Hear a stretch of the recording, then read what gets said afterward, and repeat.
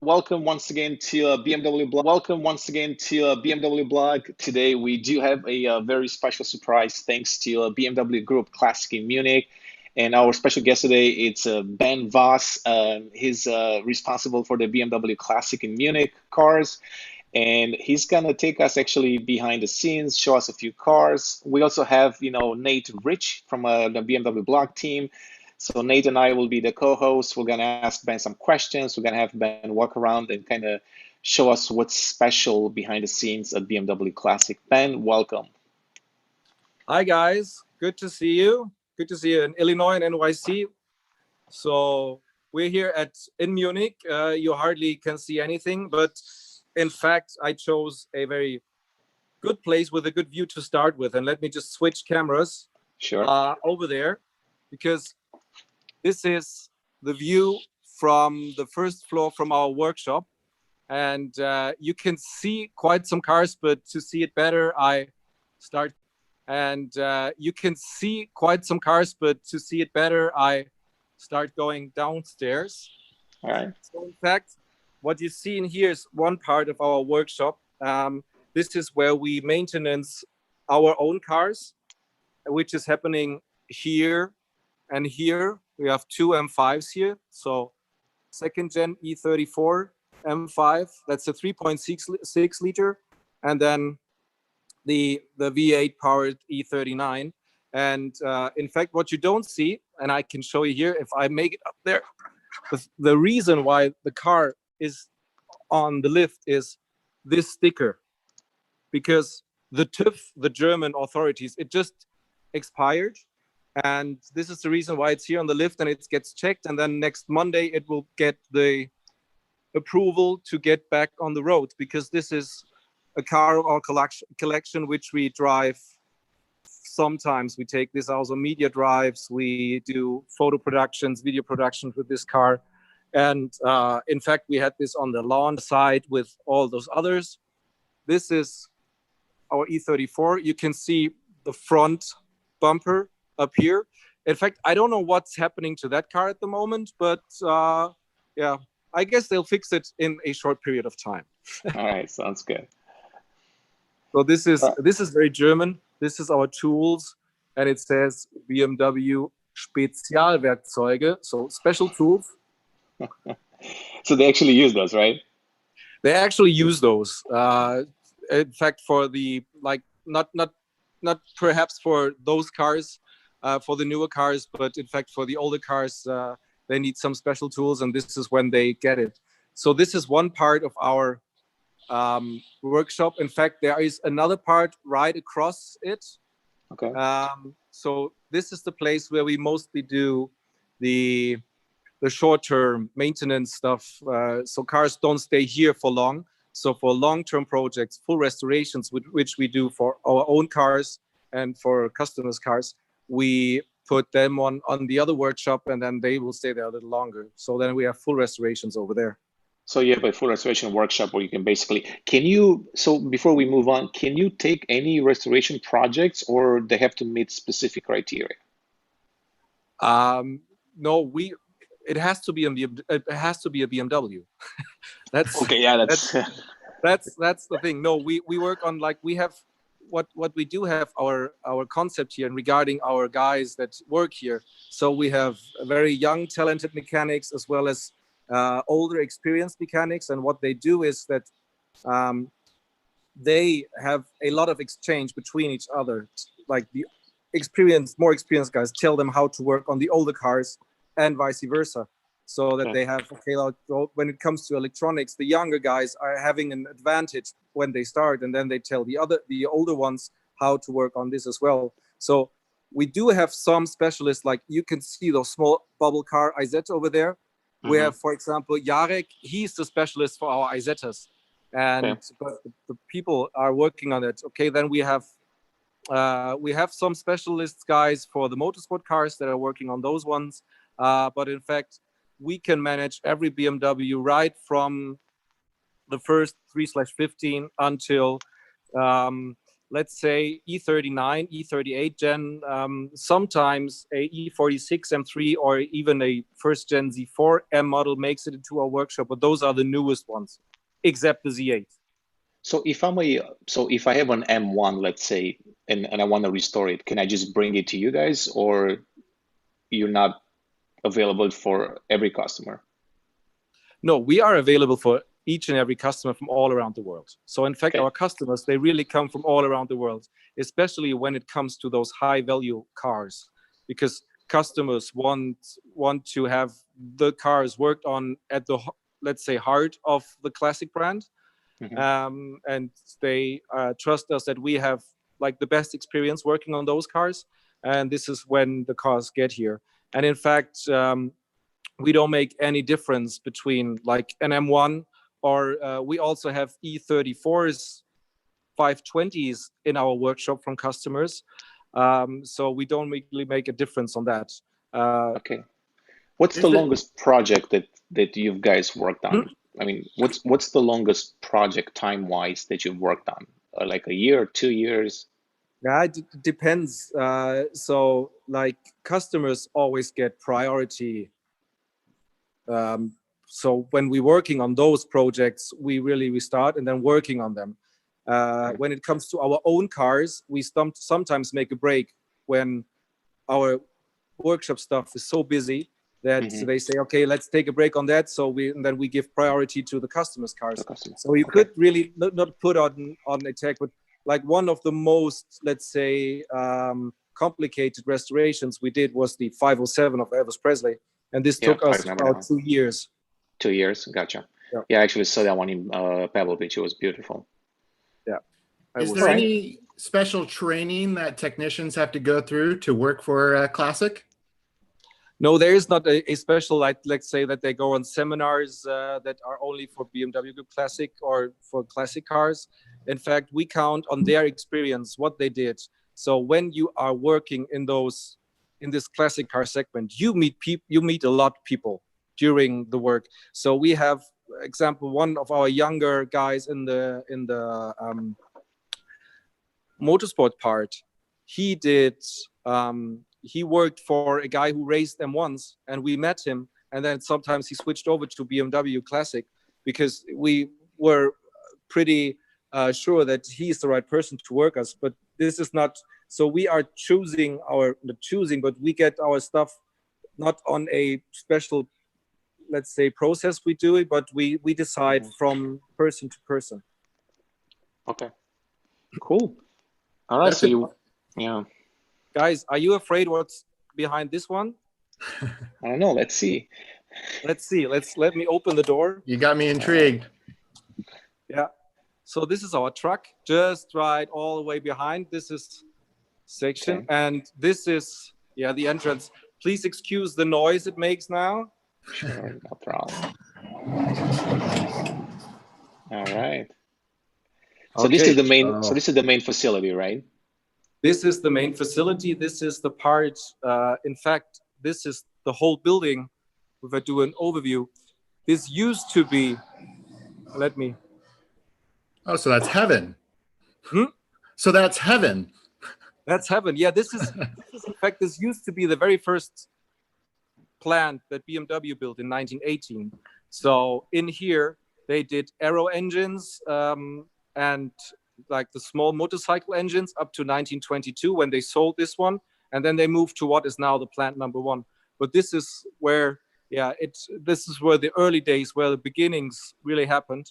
And now then we chose to build this one as a vault for our cars. In fact, what we will see, and when we will stroll through it, this is hosting around 70 cars, 70 to 80 cars, which is a small piece of our collection. But it's like we try to showcase all different kind of models, different eras, and to cover this one. And so Ben, before you get started, let me ask you this, because we're gonna get with the cars, and then I'm gonna forget. Can we settle the story behind the BMW logo colors? I mean, I've been writing about that for quite some time, but there are always different stories on where the colors came from. So I just want to hear it. So I just want to hear it from you, basically. Okay, let me do this on the backdrop of the kidneys of our Okay. kidney, and then we can swap to something else. Sure. So this is our kidney display, and I will move to one of our icons, which is the O2, and then I can show it around here. So Okay. in fact, you can see the blue and white colors, and the thing behind is that BMW merged out of several companies. One of them used to be the Rapp Motorenwerke. Rapp is German for horse. So back then, Rapp had a horse in here, and then it says Rapp Motor. And as BMW merged out of it, they tried to modify this logo, and instead of Rapp, they used the Bavarian Motorworks or Bayerische Motorenwerke, and instead of the horse, they put in the Bavarian colors, but in the different view. So Bavarian is white and blue, and this in BMW is blue and white, not to get in trouble with the Bavarian authorities. And you can always remember, like, the blue is below the B, the M is the middle, and the white. So the thing with the propeller in front of a blue and white sky is simply a marketing story that came up in the late 20s. So let's say 10, 15 years after the logo was done. So this is the true story behind it, that it was simply a modification of one of the previous companies that BMW merged out of. Understood. It's not as shiny as the propeller, but it's true. Okay. Yeah, that's a great story with the propeller. I always thought it was a good story, and it looked good also on the marketing material as well. Yeah. Good. Oh, very cool. All right. So where do you want to start? So this one is the, let's say, 50s section, starting with the Elvis. Okay. But as we are talking some history, I will not want to miss this little car. So everybody knows the Isetta, everybody knows the O2. People tend to forget about the 700, but in fact, this was the car that saved BMW's. So, you know, in the late 50s, BMW got into troubles, and this was the car that earned the money to develop the O2 and the Neue Klasse series. So if we wouldn't have this one, there wouldn't be probably not an independent BMW brand today.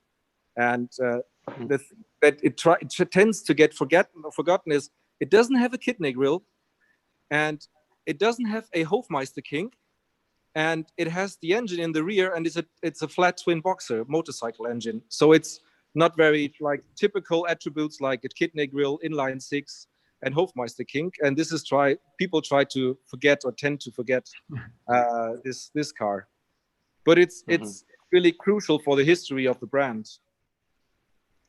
Yeah, very interesting. Good. We talked about Elvis 507.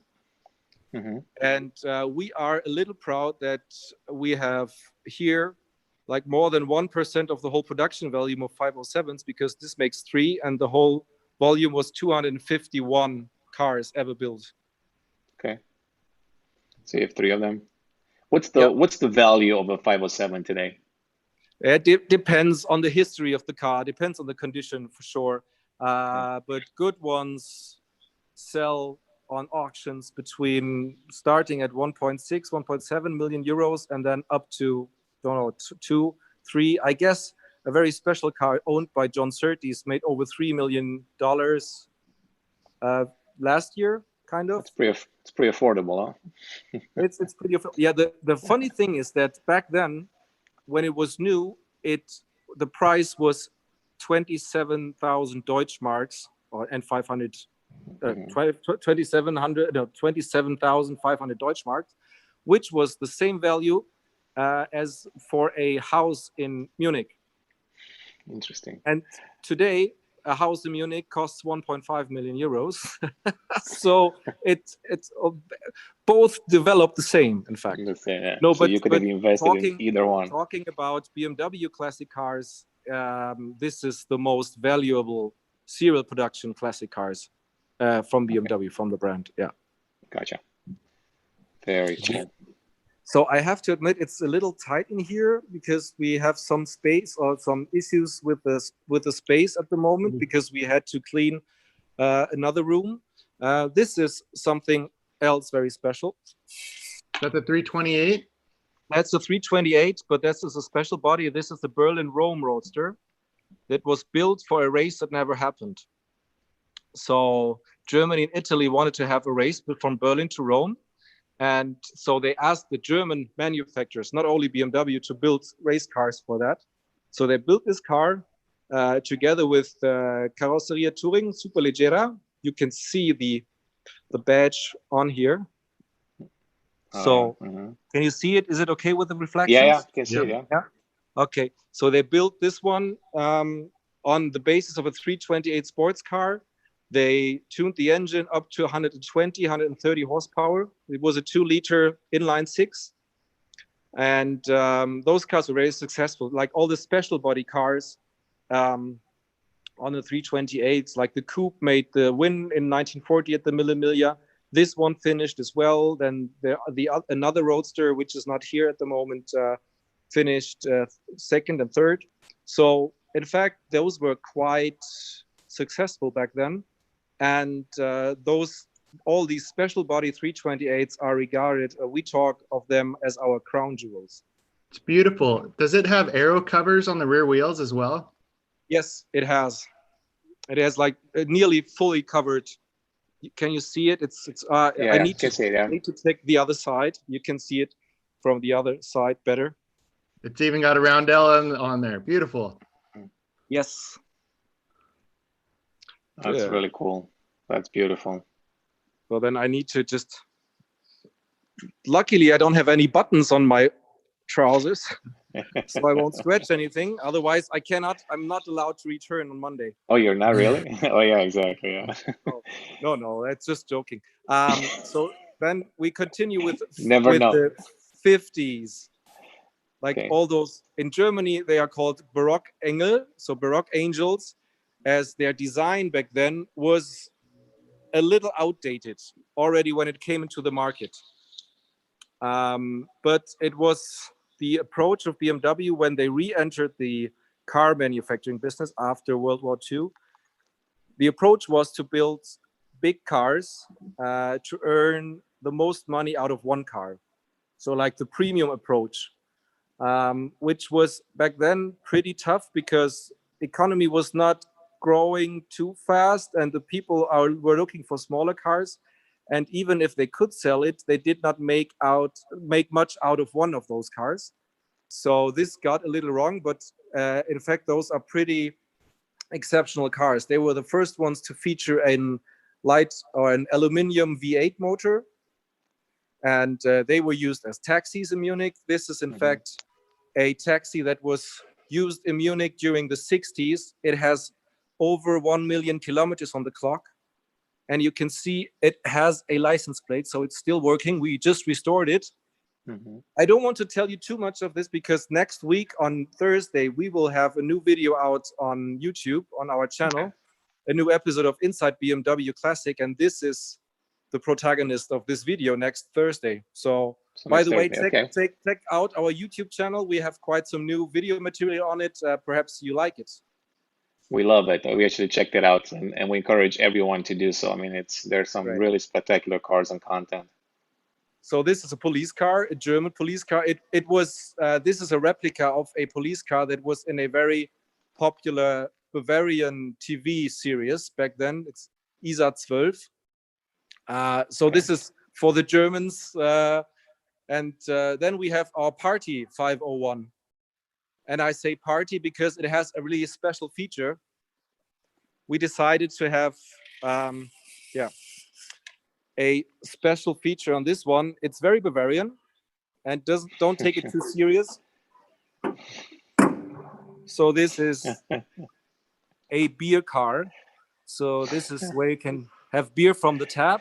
So you can pull this one out, put in the barrel at the back of at the back seats. This is where the back seats used to sit, and then you can put the barrel in there, and then you can party with a Baroque Engel. Did you ever use this one at a classic event where you pour beer out of that? We used it You did? quite often, not within the last 2 years, but from time to time we still pull it out and then have some beer from the 501. That's very cool.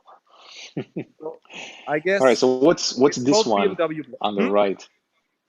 On the right. So which you one? go into the mini section, huh? Yes. So we do have The some green one. mini. So we have a mini lane, let's call it like this, a mini aisle. For sure, we Okay. collect minis from before the, let's say, BMW era to showcase the different products they had. And then now, since the BMW era, we collect every and each different model like we do with the BMWs Okay. as well. Same Gotcha. counts for Okay, Rolls-Royce for sure. Cool. So this is, so we already saw the E34 and the 39, and this is the 28, like the very first M5. Mm-hmm. As well here, this car hasn't been too long in our collection. So we have an M5 in our collection, which is stored, or which is on exhibition in the museum. And we decided that we want to have another E30, E28 M5 to drive. And this is what we purchased this car for, like, I guess 3 to 4 years ago, to have one road going car to keep it on the road, because it's difficult to get the other one out of the museum. And this is such a crucial car for the M history that we have to have one at the museum all the time. Because it was the fastest family sedan at the time, right? Yes, and in fact, this one is a very, let's say, you can. Those were always called the sleepers, but this one has the body kit of the M535, so you could get them without this body kit. But stuff you can see here and on the side. This was the fastest one, and it still is a lot of fun. And it featured the engine out of the M1 with a little increase of power. So this one was 286 horsepower, while the M1 had 277.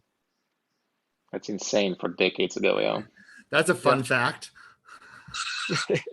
Yeah. So if you want a powerful car, you buy the M5, not the M1. No, this was just different back then. We still take the M1 though. Yes. Yeah. Daily, the M1 is a good topic. Yeah. So we have those, and this car is not in a perfect shape, but like you see, the leather seats are a little worn, but I love this pattern on the seats, like those Beautiful. the massive leather with the M colors in it, and like the seat adjustment, which is taking quite some space in the middle section. Another fun fact, which is just casually lying around here. Whoops. Well, let me tell you that we have good security on site, and this is why we have all the keys inside the cars. So all the keys are inside. So talking about the M5s, so there are ridiculously many versions, different versions regarding the interior specs, regarding colors, because those M5s, they were really close to being handmade within the M GmbH, as they were the first ones. So you could easily order everything you wanted to. You could order purple seats. I don't know. So long before BMW Individual was introduced, this one was really possible, because they had to install it nearly by hand anyway. So you could choose out of different materials whatever you wanted to. Gotcha. Very Good. Cool. So what's next? What's next? E38, I already told you, this is one of the last model lines that came into our responsibility parts-wise. So from time to time, we take over different model lines. So the last ones were the E38, the E39, and just recently, so by beginning of 2020, we already got responsible for the first gen Z4s, exterior and interior parts. So this is, at a certain point, we change, so we take over the responsibility for part supply. And this is also why we have those, let's say, newer cars in our collection here to showcase this one as well, to have the, let's say, future classics on here. This is also a story. So this is a future project of our motorsports team. This is a shell of a M3 Group A car. Got my interest. Yeah. So this is really, you see, it's still dirty. It's nothing, nothing really on it at the moment. But we keep it here, and then if we have time, then we try to, or not we try, but we will then basically bring it back on track. Gotcha. So you want to see what's with this one? Yeah, let's take a look at that. Why is the hood open? Why is it open? I guess you know, Horatio. I can Which open one it. is this? Oh, yes, the one, yes. I just So saw they, the recent photos, yeah. So that's the V12, huh? V16, sorry. that's the V16, exactly. That's the Project Goldfish V16. car. This is back in '87 when Mr. Fischer, who was responsible for the 12-cylinder engines within the company, got asked by his boss to build a V16, and he said, "Okay, just give me some time and 2 V12s, and then I'll make a V16 out of it." So in fact, what he did is when with the 2 V12s, let me try to show you. So after 1, 2, 3, 4, this section, he cut it, the engine, both old V12s, and then he from the one he got this section, and then he got the other section from the other engine. So he mounted those ones together. So this is not a like a V12 extended to with 2 cylinder 16. banks, but in fact it's 2 V12s, but cut it in the middle and not right here. Interesting. And as they didn't have, was there, yeah. Sorry. Was there any reason why it didn't make into production? I guess one of the reasons is the lack of space for the radiators, and I could not imagine that people would have liked those air intakes. And what is more, I guess people would expect from a 7 Series bigger space in the trunk than this one. In fact, the spare wheel is missing here. If you put in the spare wheel, there's even less space. So this was. But you see the rear vents in the fenders. That's kind of what makes it cool today, right? I think if you were to build this today in limited numbers, people would actually buy it because it's a really cool design. It's very aerodynamic and everything else. Yes, yeah, that's kind of true. But in fact, this was never meant for serial production. This was one of those projects is to check whether what is possible and what would make sense. So Mr. Fischer, who just turned 80, I met him in February, and he told me some stories about the car. And he said that the sound is gorgeous. I cannot start it because this one doesn't have the keys inside. And did you ever drive it on the road? This car was driven on the road while testing. It had a registration, a temporary registration, and it did over 1,000 kilometers. It was also shown to the board of management back then. But it never really was planned to have it in serial production, only because they saw, okay, it's getting heavier and we get more output, but it doesn't really, the balance is bad because it's heavy on the front. So they decided to go with the V12 because the V12 was totally sufficient. Gotcha. Okay. So while talking about the Goldfish, there's another gem in here. This GT? That's the M3 GT. That's one of 356 ever built. All of them were built or were painted in British racing green, so you could get only this color. So this was built for homologation purposes. And what makes it different on the outside is the front splitter. So this one was, you might see it here. This section is adjustable, so you can push it back or pull it forth. And it had a higher output. So this one was the 286 horsepower version on the base, and this one had 295. And it had just the European version? Sorry, what? Was it only sold in Europe? It was only sold in Europe. and this had the S50 engine, so not the later one, the 321 version, but it was based on the earlier M3 version, and it's got a nice interior, like the Those seats are Alcantara gorgeous. leather. Those seats Has are those beautiful. BMW Motorsport badges. And So what made The this seats are different? beautiful. So ahead. what, I was just going to say, what kind of differences between like the lightweight and the GT were there? It is basically not the same car, but the lightweight was the US version, wasn't it? Very close. And the lightweight did not have the S50 engine, but the M50 engine. So the E36s in the US did not came with the S-badged engine, but with a tuned serial production, so not M-car engine that was caused by the emission laws back then. Understand. Very interesting. Beautiful. So the lightweight was tried to compensate the less power that they had in the US version. Gotcha. Okay.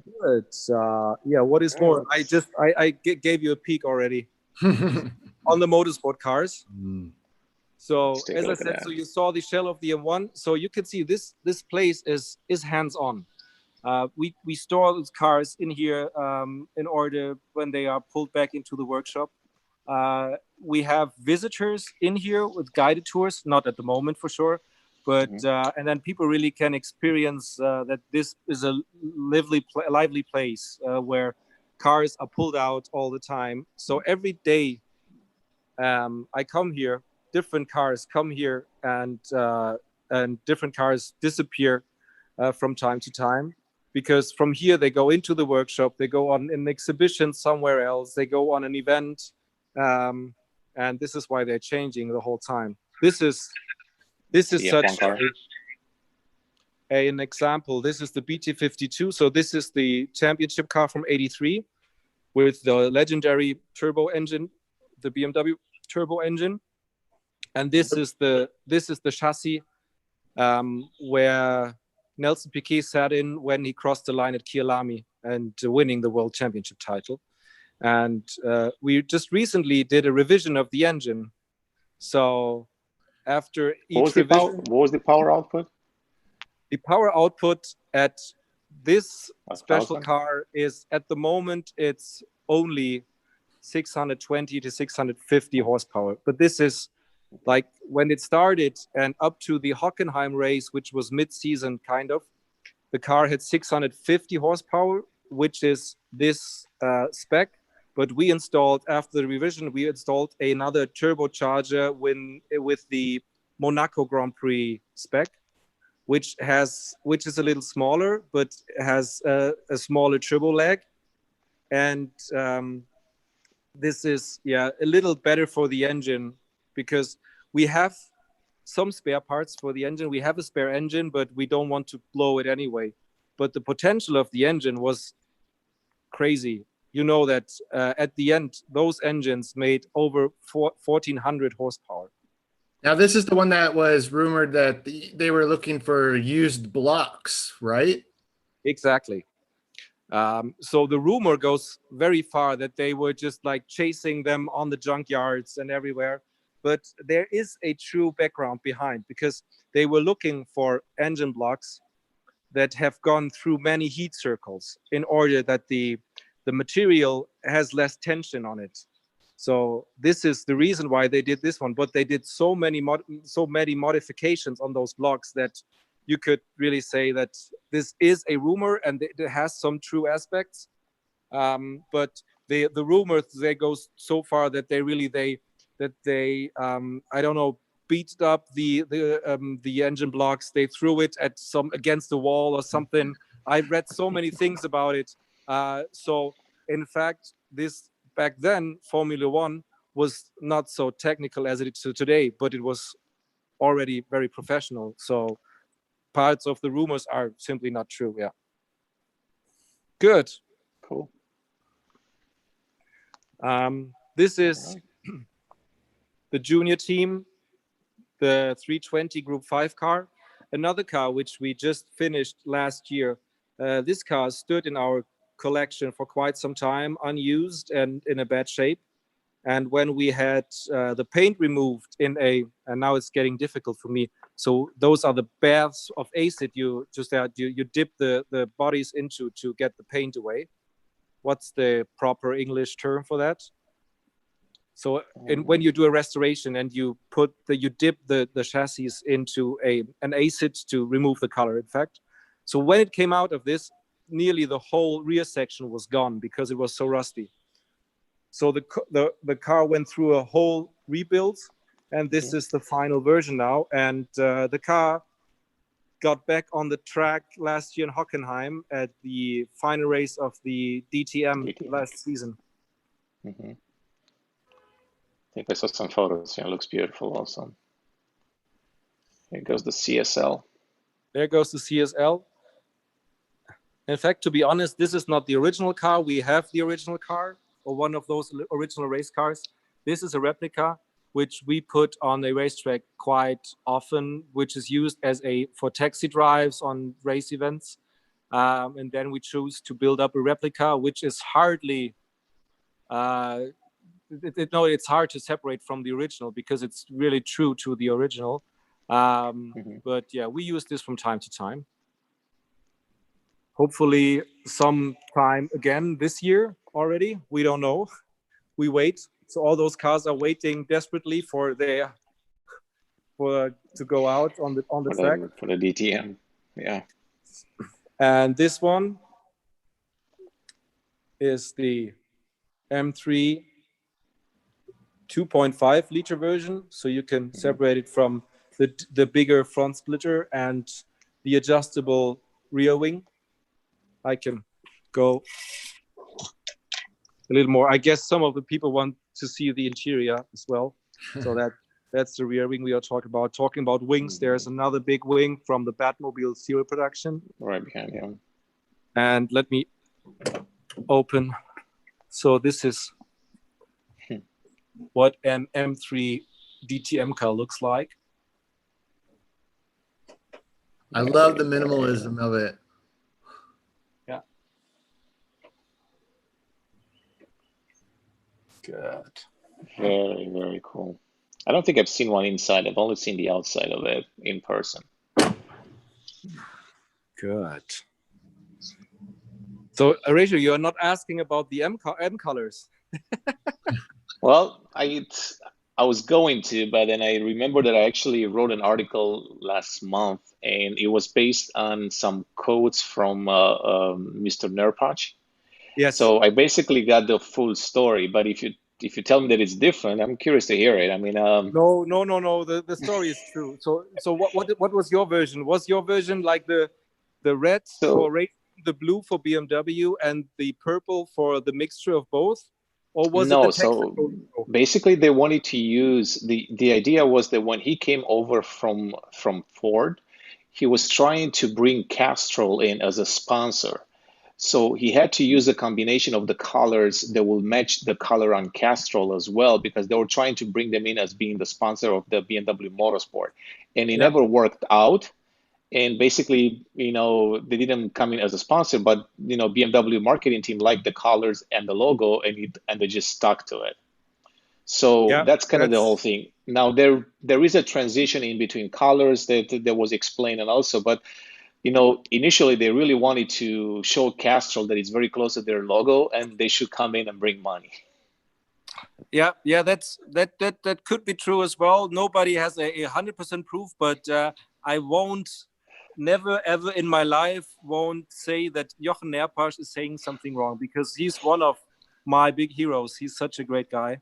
He's a great guy. I actually met him. I met him 2 years ago in Le Mans in France, and we talked about it. But then I also went back to Alex Sheremet from BMW Romania. So he actually reached out to Jochen to kind of confirm this. So that's why I know that it came from him directly. So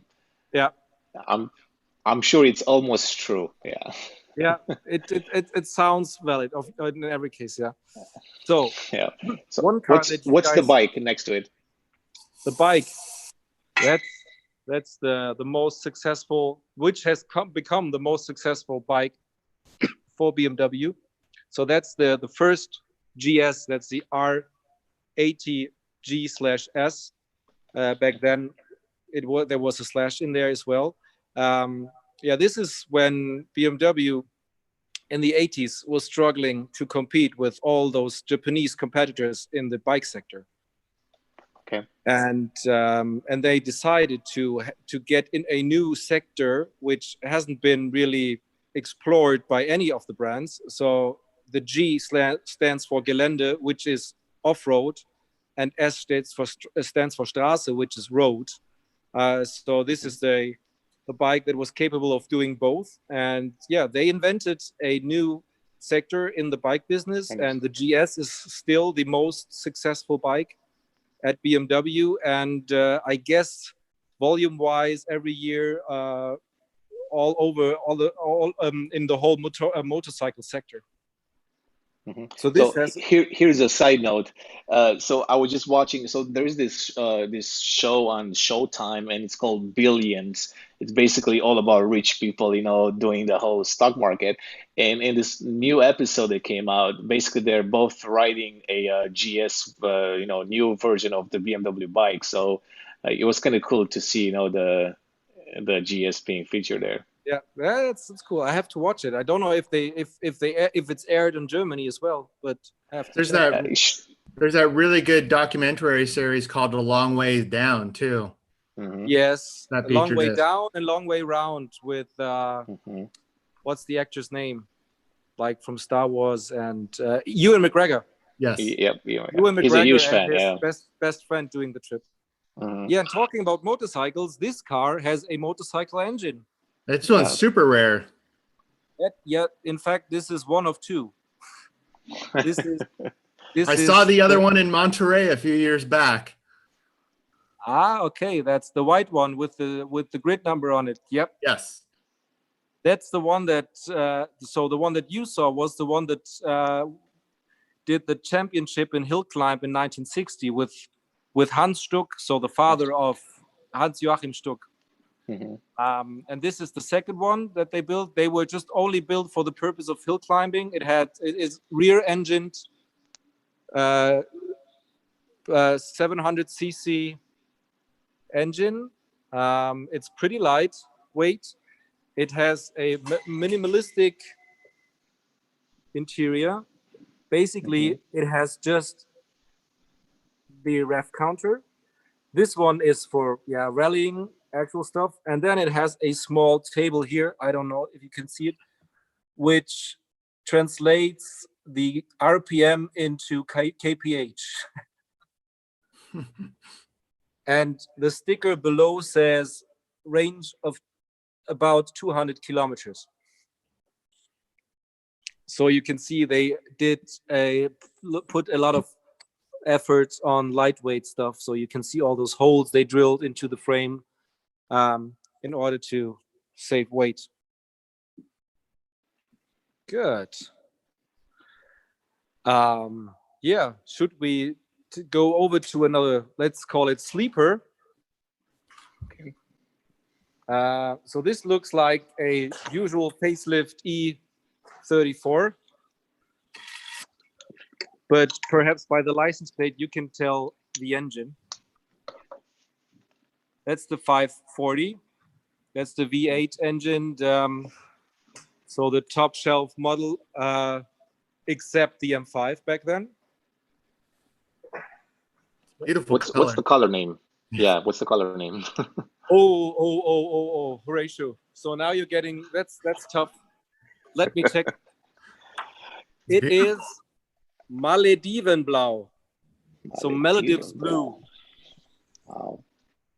I've never seen it before. Can you still get it from the individual catalog? I was just gonna say. No. This was not an individual color. This was available. Usually. It was available. Okay, gotcha. So it wasn't individual. So yeah, no, I don't think that's an individual color. I think they can do anything if you pay them, honestly. Yeah, for sure. So this is like, it's very bright interior as well. It is so. It is not. That's beautiful. It's an automatic transmission. So those the manuals are even rarer as well, and still looked after. So if you find That's a beautiful. 540 with manual gearbox, this is a kind of not unicorn, but it's rarer than the M5. In fact. Yeah, it's absolutely gorgeous. We talked about the CSL. We did, yeah, we did a little bit. I always love the wing and that CSL. That's this, yeah, and those additional air intakes, and that's the latest version. So they did several evolution versions of the CSL. So this is the latest one with the big wings and the 3.2 liter engine, and this is such a blast to drive and to hear, because they, as I said, they use less insulation on the car as well, and at a certain limit, at a certain point of the revs, the whole car begins to scream at you, and which is bringing you a lot of joy. Good. I guess you know this car. Yeah, so that's the one that we've That's been the one you just featured. I know. It was actually the first time that I've seen it, honestly. I don't think I've ever came across the car. I mean, I was in your BMW Classic a few times, but yeah, this one was this was got hidden in a storage somewhere else. We put it out once, as far as I can remember, once before in 2018 for a classic car drive. But this is very special. And in fact, you don't really have to like the color, but our approach back then was, in the 90s, we ordered this car especially for the collection to showcase 20, 30, 40 years later what was possible back then and what was not so much on the road back then as well. Because if you now remember an E36 3 Series, you know those cars in the different popular colors like black and white and all that stuff. But you probably never see a one in Veilchenblau metallic. So that's violet blue, right? But blue is more purplish, I guess. Purplish, yeah. And the inside? The inside is a two-tone version of purple and purple. Okay. I can. Yeah, I mean, so, it looks wild in the photos. They did the individual on the handles. Nice. Yeah, and that's a variation on purple on purple. Very interesting. I've only seen the photos. I've never seen a video of the car, but I've seen the photos last week, and I had to share them. I mean, it was quite unique. Yeah, even the shift boot and shifter handle are colored. Yes, that's interesting. and the handbrake handle as well. You cannot see it, but the handbrake is as well. Yep. So for sure, we have to have a Z8. Just gorgeous. Of course. Yeah. Right next to E24. That's a 635 non-M. So that's the M30 engine, not the M1 engine in it. And now we have to, I have to pay attention that I don't just like crash anything. That's our two one-offs. That's the BMW Garmisch, which was recreated last year. And the 2800 GTS made by Frua. This is one of three, which we just finished restoring last year as well. This one was, this was a suggestion by the designer Frua, but it never really made it into serial production because it was based on the E9, so on the coupe, which was already the CSL. But BMW more or less was fine with the design of their own coupe, so they did not take this one.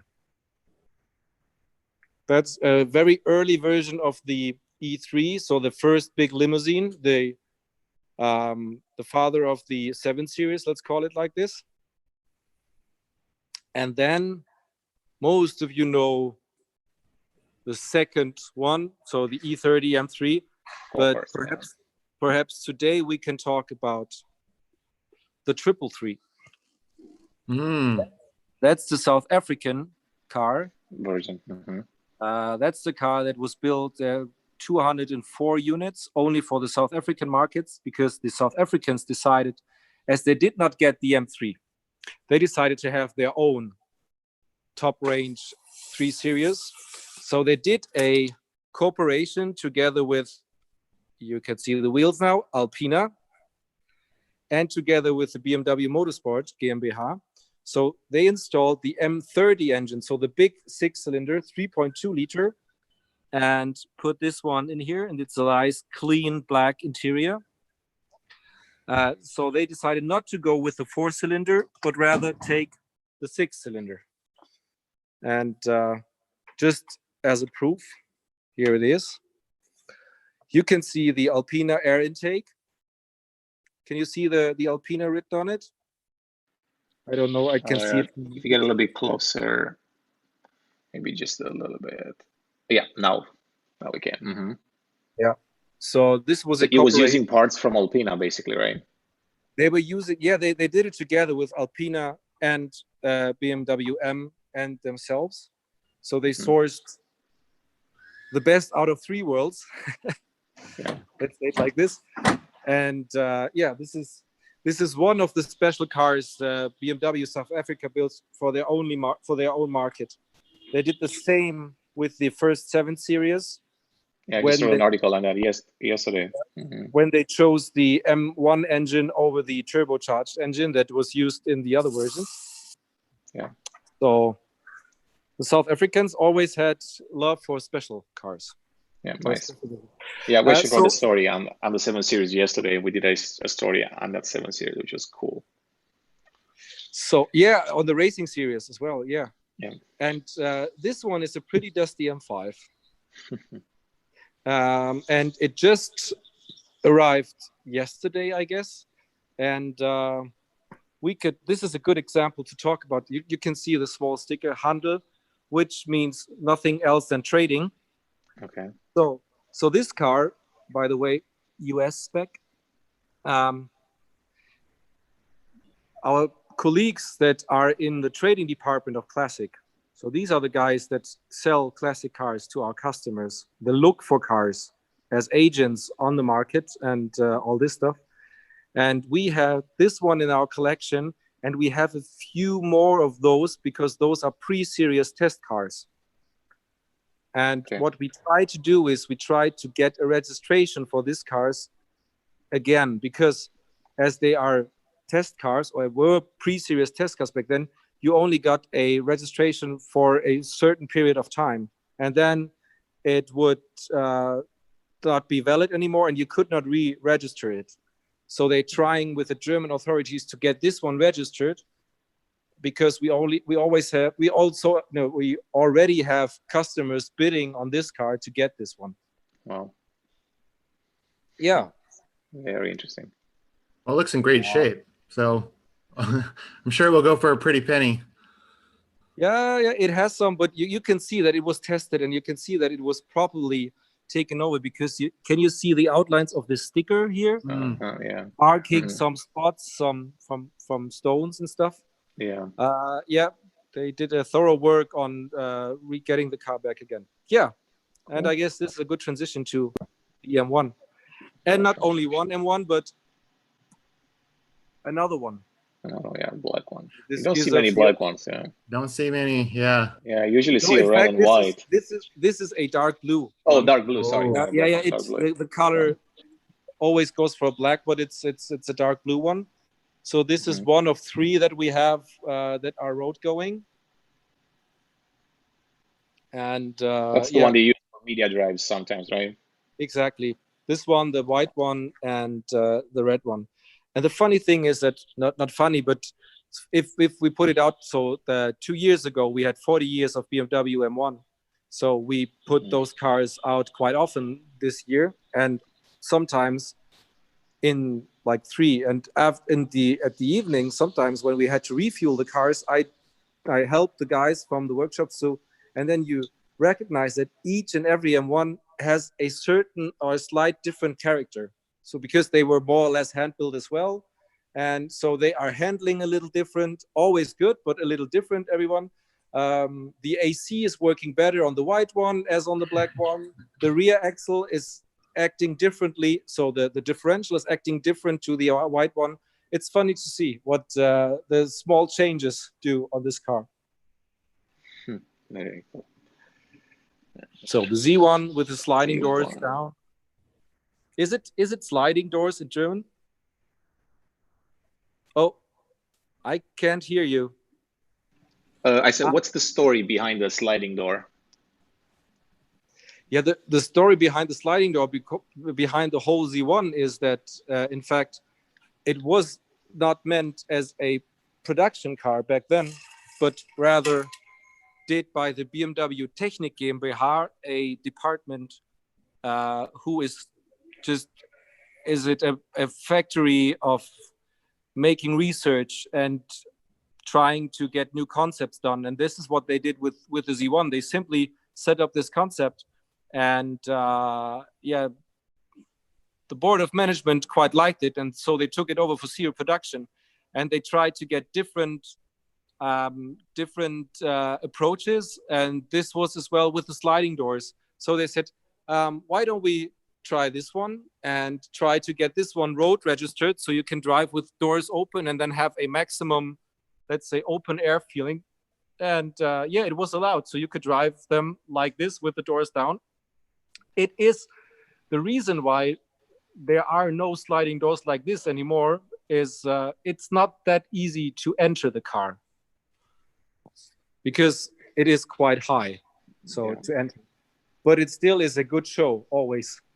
Yeah, and it takes some adjustment. If you need to adjust something at the doors, yeah, you need to really, you need not only a very experienced mechanic, but a guy that has really, that is not too, let's say, well, that is very patient. Let's say it like this. Good. So this is a line of O2. This is a very rare full convertible. Then the top model of the very first 3 Series, the E21, the 323i. So the first one with the 6-cylinder engine, inline 6 in the 3 Series.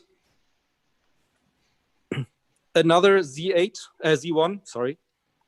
That's the second to last ever built. That's number 7999 out of 8,000. And let me come Never to seen that color either. No, that's a very special one. And then we have a very special car that is not that common as well. Ooh. That's the 1600 GT convertible. This is one of 2 ever built, and the second one doesn't exist anymore. Is this the one that was recently finished up and being restored? Yes. So let me open this one up. So the thing is, so that the model itself, the BMW 1600 GT, was basically a glass from the brand that BMW took over. And you can still, you're able to hear me as well? Yep. Okay. So, and when BMW took over the brand Glass still had a contract with the body company, which was Frua in Italy back then, to take over the chassis. So they finished this car. They installed the BMW O2, the M10 engine, and named it 1600 GT. And then they thought that for the American market, they would need a convertible. So what they did is then they cut down the roof on 2 cars, and then they tested it. One got crashed during tested and got then scrapped, and this one survived and went to several ownerships until it got in our ownership in the 90s. And what is very special about this car is this car was restored by our trainees. So in the plant in Dingolfing, which is the biggest plant except Spartanburg, they have a workshop for the trainees. And the first thing that trainees do when they join BMW, they come into the workshop and they start working on project cars, on classic cars. And we tried to get glass cars as well, because Dingolfing was the home of glass. And sometimes the trainees tell their grandfathers, that they are restoring a car that their grandfathers probably mounted back then in the 50s and 60s. And so this is a project that was done by the trainees at the BMW plant, which is making us proud and them as well. And we always have at least 1 or 2 cars in their workshop to get restored. So there are other projects going on as well, which we will present in 1 or 2 years. It's beautiful. Good. Very cool. So, and then we're back again with the purple E36 next to the red M1, which is the third of the 3 I told you about. Yeah. Okay. And yeah, guys, did I forget something? A very special car that you haven't seen now? Which one? I'm not sure, but perhaps some engines. Yeah, let's see. I mean, I think we've seen all the cars. You You've did seen have all a the few. cars? I think you did have a few cool ones back in the day. There, like some of them that were featured in movies. I think you had one from the James Bond movie, a 7 Series. Exactly. You had one that was the one with bullets in it. I mean, there were a bunch of crazy ones out there. Yeah, the Mission Impossible from the Mission Yeah. Impossible episode, different ones. Yeah. Yeah, that don't have it here, but from time to time we get it. We get a few requests, or we got a few requests on the James Bond cars until the new James Bond was postponed. But I guess we get another request on that car when the movie will come out. This is a very interesting thing. So I can show you here.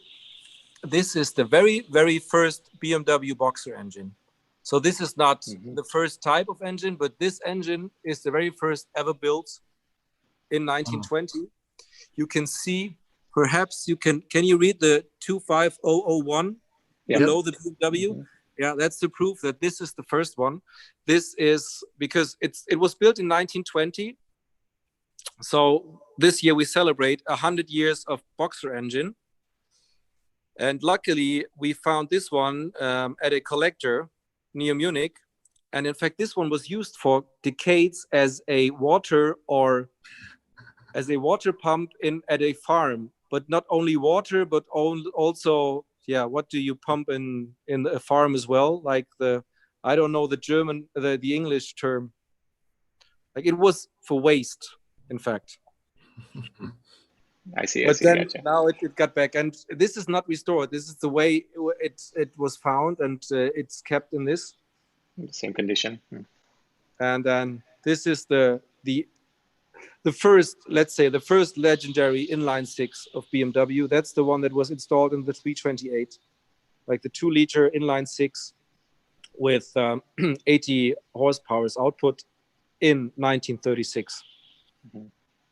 Some really big carburetors on top. Yes. So the reason for that, or they tried to have, so the intention was first to have a cross-flow cylinder head. But BMW simply did not have the capacities and the money back then to develop a complete new cross-flow cylinder head. So this is why they had this semi-cross-flow solution, but you have those two so that you can have those. I don't know a better translation, but it's a Hemi engine, so it has this dome in the interior. What is it called? Help me, guys. I don't know it either. On the interior, so like the manifold. The pistons are not flat, but like this shape. So you have a better, so the fuel air mixture burns better, and this is this, and they had to do it and to have the valves from here and from here, so they could have this shape. So this was the best solution they could get out of their capacities and out of the money they had in that time, because BMW was quite a small car company in the 1930s. Yeah. Interesting. Very, very interesting. That's the M1 engine Pro car spec. Spitting fire, huh? Yeah, from time to time. And that's the Formula One engine that I told you about. So this is the one that made up to 1400 horsepower. but only for 3 laps, like in lap, hot lap, and then out lap, and then they swapped the engine back then. Gotcha. And they used quite some aggressive additives for the fuel. And that's the Someone Le Mans is asking here, sorry to interrupt you. Someone was asking if there is a 2.5 inline 6 or if there is an airplane engine somewhere there. No, unfortunately, the airplane engine is in our museum. So they are pretty hard to maneuver. And those engines all need to be maneuvered. You see those boxes in here. So we have to do a session in the museum sometime. So there's no, and a 2.5 liter, this is not, I don't know if what kind of engine he was asking for, but that's the M30 inline 6, so the big engine, the big 6-cylinder, introduced in 68 and then used up to the 90s. Yeah. Good. Cool. All right. Well, I don't want to keep you too long either. I know you've been talking for like an hour and a half almost now, or like over an hour. Oh, why don't you interrupt me? Did we miss anything? Did we miss anything? Let me see. Was there anything else that we missed? I don't think so. I said us. You have a few I said us there too, right? Got that. Oh, so, the one thing that you didn't show, but we'll do it next time. It's the. I don't think people realize that there is an electric car that was made by BMW in the 70s. Yeah, the O2, the 1600 Electro. In fact, we did 2 of them. 2 of them, yeah. Yeah, I guess this is a cool spot.